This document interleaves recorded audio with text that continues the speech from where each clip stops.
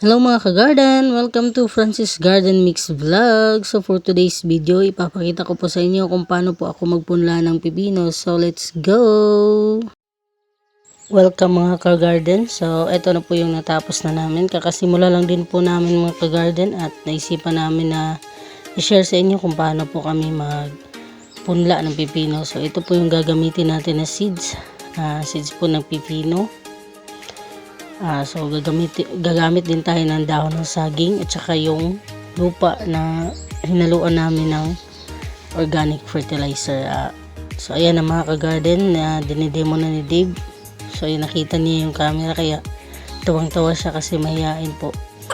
So pagkatapos na lagyan ng 3/4 ng lupa yung dahon ng saging, nilagyan na ng seeds at saka tinabunan ulit ng lupa. So ganyan lang kadali mga ka-garden. So ang mixture ng aming lupa na ginamit ay may halong vermicast at may mga ipot ng manok, tsaka yung mga bulok na dahon, mga katawan ng saging na bulok binilad tapos sinalo dito mga ka-garden.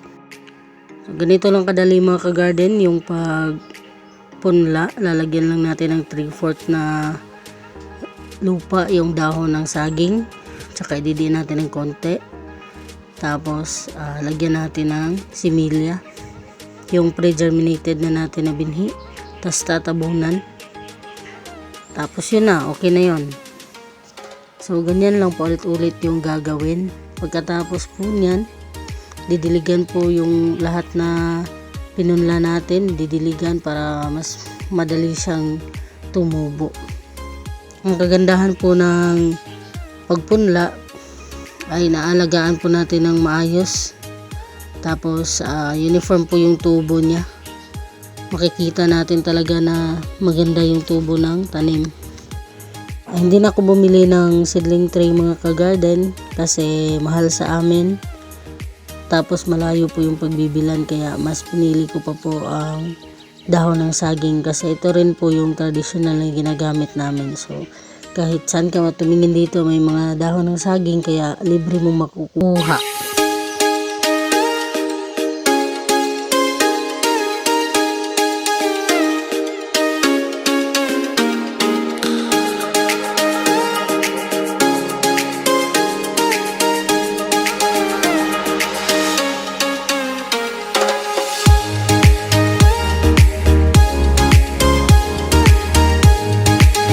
A few moments later.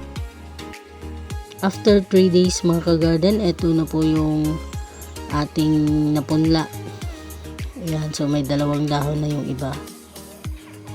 Ayan.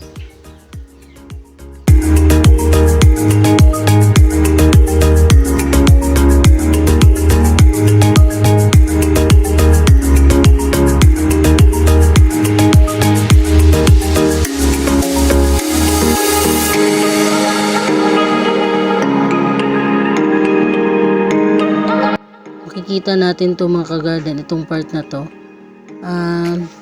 Huli nating nilagayan mga ka-garden kasi yung pinunla natin 2,000 seeds hindi namin natapos, nasa mga 500 yung natira kaya kinabukasan tinuloy ko siya. Kaya tingnan nyo, makikita na medyo nahuli ng konti yung nasa gitna. Yan mga ka-garden. Pero hahabol din yan mga ka-garden. Masasabay-sabay ko rin yung ilipat tanim pagdating ng 10 to 15 days pwede na yung ilipat.